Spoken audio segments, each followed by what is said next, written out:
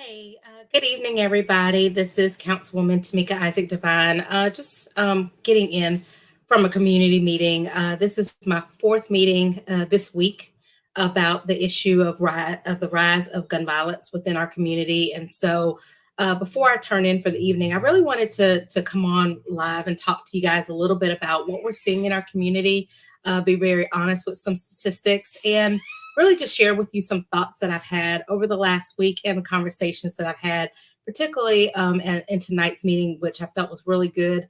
Had a lot of great information about solutions and how we as a community really need to take back our community. And so it is, most of you have probably seen on the news in the last week, we have had about five shootings in the city of Columbia. The city of Columbia is in Richland County. And so the county has had some as well. We have seen a lot in our community from the murder of 15-year-old Sinai a few weeks ago at the hands of young people. And we've also seen last week, we had a 15 and 17-year-old who were killed here in the city of Columbia. This weekend, we had another shooting at the Colony Apartments where a man was killed and another one was shot. And then just Monday night in the Greenview community, there was a shooting. And luckily, there was not anyone harmed, but it's very alarming considering especially that is a very established neighborhood within our community, one I grew up in, my grandparents lived in, my aunts and uncles still live there. And so tonight's meeting, it was a very well attended community meeting, and we talked a lot about what's going on in the community. And so I wanted to come on briefly and just share with you some things that our police chief, Skip Holbrook, shared tonight. And we've had conversations this week and really some of the meetings I've been in this week. And then honestly, think about how we as a community can continue to work together to combat gun violence within our community. I have, as your council person, spent years working on this issue, and we see progress, and then then it seems like we get relaxed, and then other things happen. And so we have seen a rise. Just to share with you a little bit from what the police chief shared, as of today, we've had 33 people shot in the city of Columbia this year to date. So as of May 19th, 33 people shot, as opposed to last year, we had 27. So that's five more since last year, from where we were last year.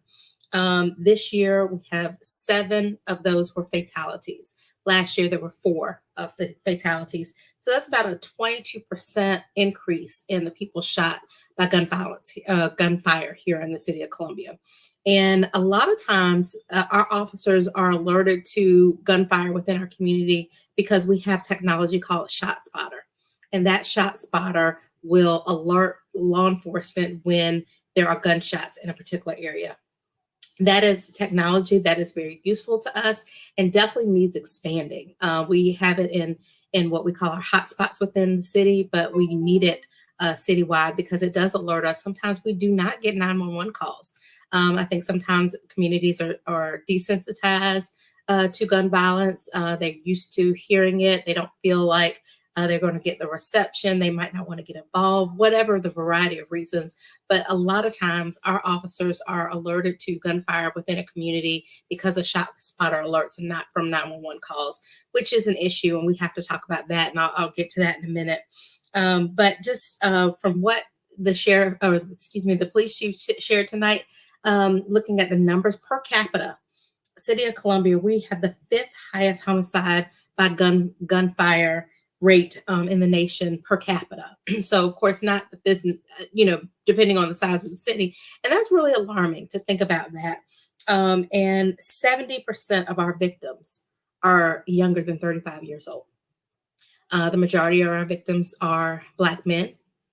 The majority of our perpetrators are Black men. And so, I feel like we need to have a really honest conversation in our community about gun violence within our community, and that this is truly a public health crisis. We are losing too many people, too many kids to gun violence within our community. And I would say that as council person, I have sat with moms that have lost their children to gun violence. And I have been there with them when the cameras are gone and when all the people leave, and there's no more news around the loss of their child. And I'm still there with them. Today I had a conversation with a mom that, I got to know several years ago when her son was killed by gun violence. And she and I were talking about what's going on in our community now. And she wants to be, of course, she has continued to be an advocate. She has proposed sensible gun laws and has not really gotten it to go anywhere. And I'm helping her with the legislative process to understand that. And so, I just have to say that this hits home so much. And we have to realize that this is not just a law enforcement issue. Law enforcement is doing what they can. A lot of these incidents are people who know people. They know each other. And so, we have the shot spotter, we have patrols. We are trying to get guns off the streets and out of the hands of our kids. And law enforcement is doing their part, but we also have to bring together our community. We have to bring our elected officials to the table and really push for some sensible laws that deal with the problems within our community. We have to bring the faith community to the table and make sure that we are meeting people where they are and understanding where they are and why they're hurting and how we can help them. We have to bring our community leaders, our school district, everybody to the table. Earlier this week, I was at a meeting and I was very encouraged. It was a meeting called by the members of Richland School District 1, and we had representatives from Richland 1, Richland 2, the Sheriff's Department, the Police Department, City Council members, County Council members. We had a state senator there. We had faith leaders there. And it was a really good conversation about where do we go next? What are some of the solutions? And I'm like you, I've been in meetings and we've talked and we've talked and we've talked, and we got to see action. Over my years of serving, I have, every year until COVID, I hosted the first week of April, Youth Violence Prevention Week, and we had conversations about gun violence. We've had conversations about human trafficking. We've had conversations about having programs for our young people to be involved in. We've had midnight basketball. I mean, we did all kinds of stuff. And I will tell you that when we were dealing with, when people were engaged and saying, oh, this is enough, that week was packed. People were coming. And then some years we had, a handful of people, the folks that we'd have on the panels and the experts and their friends. But and so we have to really stop being reactionary. We have to be part of being proactive, having really meaningful things for our kids to do within the community, understanding the challenges that some of our neighborhoods have and have things like we have to have jobs, we have to have financial empowerment, we have to have things to really meet people where they are and help keep people from getting involved in criminal activity. And then we also have to address gangs within our community. And we also have to understand how to resolve conflict without going to a weapon.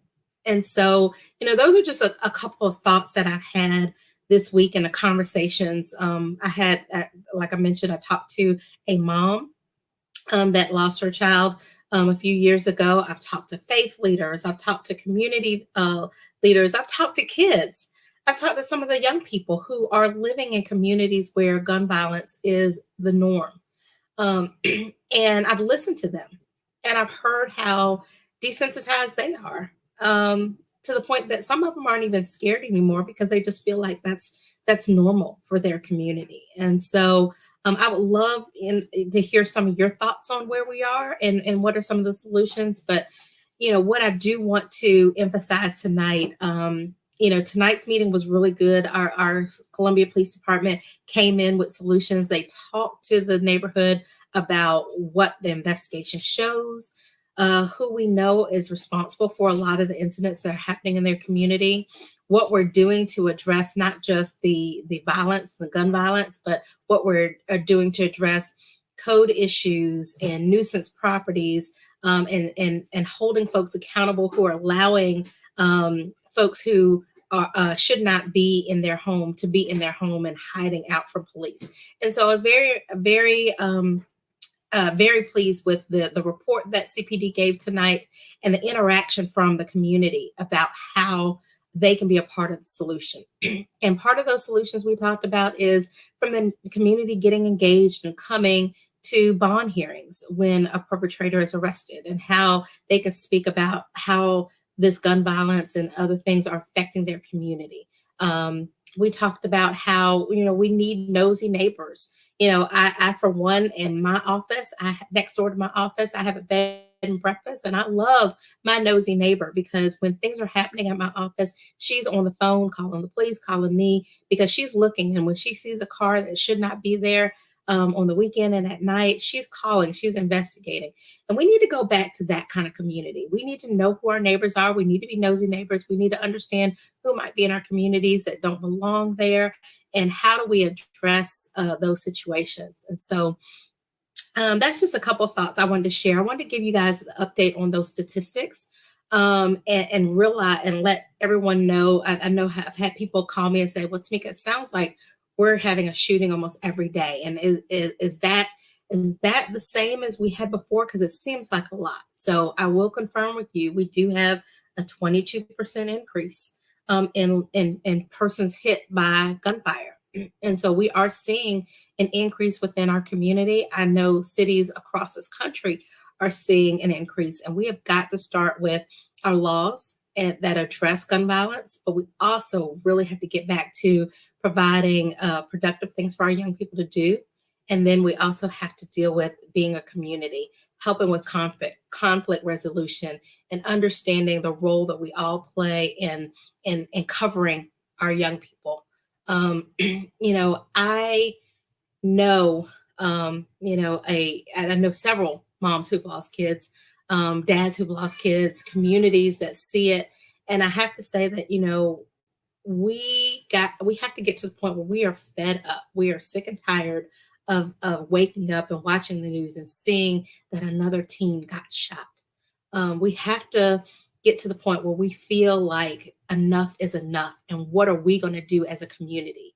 How are our elected officials going to bring forward real, sensible solutions that help us with mentoring and pouring into our kids, but also, with laws and legislation that hold violent offenders accountable, and then, of course, get people who might not be quite there yet, but have an interaction with the law. How do we get back to the point where we can deter them from really becoming hardened criminals? Well, I mean, we have a 15-year-old shot, and that 15-year-old has an ankle bracelet. So at that point, he's already been in and out of DJJ. We've got to bring DJJ and our state facilities to the table. We have to have our schools to the table. So all of those are some thoughts that I had, and I just wanted to share those with you. I don't see any questions, but as always, if you have any questions about what's happening, what we are doing at the City of Columbia, what we are seeing, what some of the things that we are implementing and doing to make things better, you can always call me. You always can reach out to me because I'm here. But the other thing is, I couldn't go to bed without having this conversation with you guys. I enjoy a good following on social media. I like that you guys engage with me. I like that you DM me with your questions and your comments and your concerns, and that's not going to stop. But I really wanted to share these thoughts with you because, like I said, it's the fourth meeting. I have another meeting I'm scheduled to attend Monday night around the same issue. And I know there'll be others. The meeting we had tonight, we said we'll follow up in 30 days to show what progress and what we've done on the concerns that the community has. And so I know there'll be more meetings, but for every single meeting that we're at and people come to, there's so many people who aren't at those meetings. And so I want to encourage you guys to just figure out, what can we all do to be part of the solution? We have got to advocate for effective legislation that helps us protect our communities and keep them safe. We have to support programming for our kids for their out of school time. We have to work with law enforcement and know that as we build the relationships with law enforcement, hold them accountable for keeping our communities safe, But the way they can do that is to have information from us. Sometimes I call our police chief with information that people have given me that they haven't given the cops. And I'm fine with people calling me with it, but I want you to feel comfortable calling CPD about it, because that's the way we're going to really solve a lot of these crimes, and not only solve the crimes, but also intercede at the point where we can actually save our babies. So, thanks, Samuel, for addressing. Thank you. It's a sensitive issue. Like I said, I can. Many people who've seen me speak know that I talk a lot about the murder of Courtney Dixon that happened in 2004.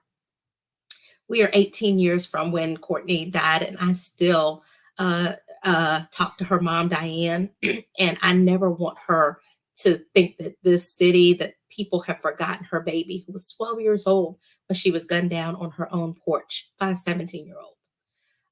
I keep in touch with Pam Dinkins, who lost her son Eric a few years ago over at T.S. Martin Park. And I always want her to know that Eric, who was just weeks away from graduating C.A. Johnson High School, will not be forgotten. And then, of course, we know Knowledge Sims. I talked to Dante. Knowledge was killed last year, and we still don't know who killed Knowledge Sims. We're losing our babies, and we have to have this real talk, real conversation. It is great for us to be outraged and want to march and be a part of other injustices that happen to our communities, but we also got to be part of speaking out against what's happening within our communities among each other, and how are we going to stop it? How are we going to be the solution to those things? So, anyway, with that said, I'm gonna pray, and I'm gonna go to bed. But I wanted to come on tonight and just share a couple words and a couple thoughts that I had with you guys, and just encourage you as usual. If you see something, say something. If you have some things happening in your community, don't hesitate to reach out. But also, if you have some ideas and solutions, because the solutions are going to come from us. I am solution oriented. I'm looking at ways that we can always do better in getting guns off of our street, finding productive things for our kids to do, um, talking to our legislators about sensible gun laws. Those are some solutions. I have more in my head, and I'm going to be sharing, but I want to hear from you also. So if you've got some that you think that we need to be looking at, let me know as well. With that said, I did want to just close with the fact that we are Columbia. That's our slogan. We are Columbia. And that's because we are a community. And our community has had challenges before, and we've met them head on, and we've conquered them. This challenge is one that we can deal with as well. But we've got to be willing to step up. We got to be willing to speak out, and we've got to be willing to challenge the norms of what we thought about and had before, and look for alternative ways to really, really meet our families where they are, our kids where they are, and do any and everything we can to save them. So, with that said, I'm going to say good night to you guys. I hope you all have a wonderful evening. Think about what I've said, and of course, reach out to me anytime. And I'm going to be back. I'm going to be talking to you guys about some things that are on my heart and in my head, and I want to share and figure out how do we work together. Community-based organizations, faith-based organizations, elected officials, law enforcement. How do we all work together? The school district, how do we work together to really address this issue within our community? So I'll see you guys. Good night. God bless, and I'll talk to you later. Bye.